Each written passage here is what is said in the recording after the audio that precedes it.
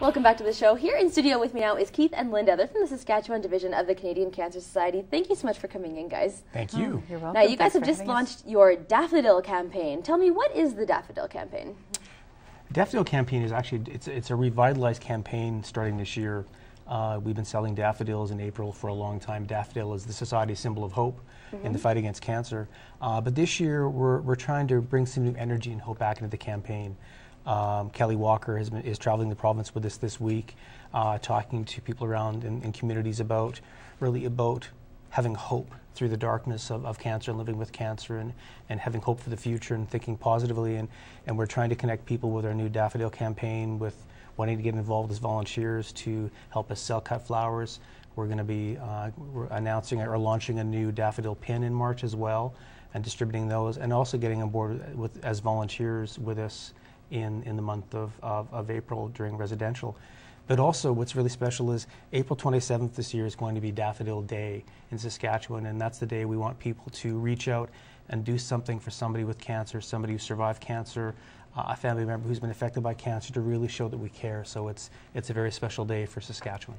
Now, this is sort of a highlight of the Canadian Cancer Society, but this is only one of the campaigns that you guys do throughout the year, right? I mean, what else do you guys do as a society to help people with cancer? Do you remember that one? Sure. Wow. Okay. We're a national organization, of course, and we have a division in Saskatchewan. And really, we're an organization that exists to fight all cancers. So we work hard to raise donations from the public, and we fund cancer research. We're the largest national charitable funder of cancer research in Canada through donor dollars. We run programs and do research on prevention, so ideally we want to prevent cancer rather than just treat it. So a lot of work in the area of prevention, a lot of efforts around trying to get people to, stop using tobacco, advocating with government around tobacco laws, because tobacco is a large percentage of all cancers. We run a lot of support programs. So we do a lot of things in terms of supporting people who've been diagnosed with cancer. We have telephone-based support. We have world-class information both on our website, cancer.ca, but also we have the Cancer Information Service, which is hubbed out of the entire country of Canada, out of Regina, across from our office, which is this amazing source of information for people who want to understand their cancer and know what they can expect. Of course, we raise money, of course, through our fundraising activities. But I guess at the core, we exist to support and fight all cancers. Cancer has become sort of more of a political topic here too. I mean, as more and more people get diagnosed, we hear more about smoking, like you were saying, and just awareness, and also tanning. Do you spend a lot of time, Linda, in the community, sort of fighting these awareness programs? I think we try to. Yeah. We try to be out and about in the community as much as we can. We try to help people locally as much as we can. We get calls every day from people who are diagnosed with cancer and who are looking for help, looking for somebody to talk to, looking for information, sometimes even looking for financial support as well. So we try to be a face in the community as much as possible. And why is this prevention aspect of the Canadian Cancer Society so important? Well, I think probably, we found lots of research to find effective cures to fight cancer, but I think ideally to be able to prevent a disease from its onset in the first place is the ideal solution. So whatever we can do in terms of if we know that tobacco is directly connected to cancer, if we can help, support people in terms of not smoking, and working and supporting government in terms of healthy public policy, if we can help people understand that diet and activity is related to cancer as well in terms of eating properly and getting activity. So if we can prevent the disease in the first place, that's the ideal solution.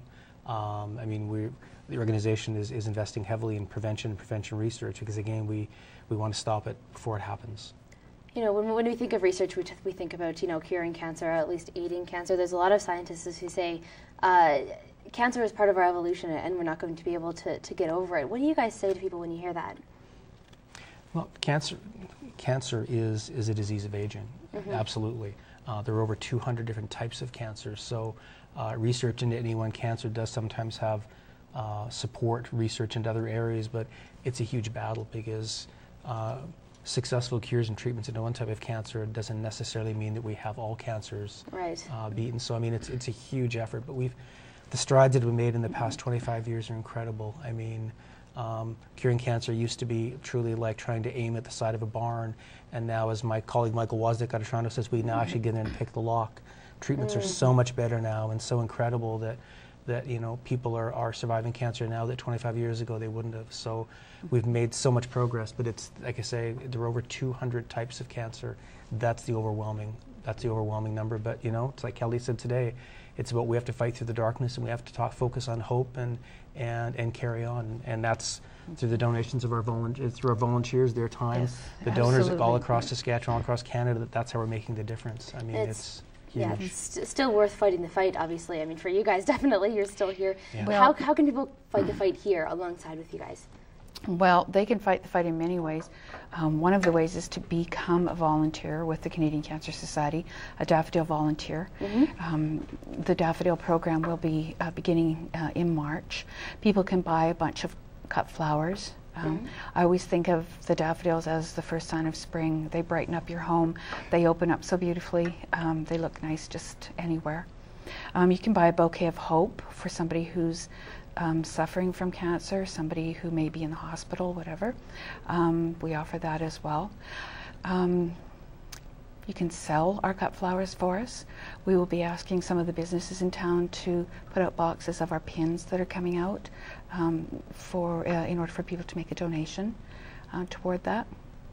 One of our big fundraisers also is Relay for Life. Yep. And people can really, really help a lot by joining Relay for Life as a participant on a team, as a volunteer, as a donor. Make a pledge, maybe to your neighbor, to your child, somebody who's on a team. Thank you so much for coming in, guys. It's been a pleasure to talk to you. Great. Thank you for having us. Thank you. This has been our conversation with Linda and Keith from the Saskatchewan Division of the Canadian Cancer Society. Coming up, the people have spoken up for better healthcare in Lloydminster. PNHR is working on a solution. That's next on Around the Region.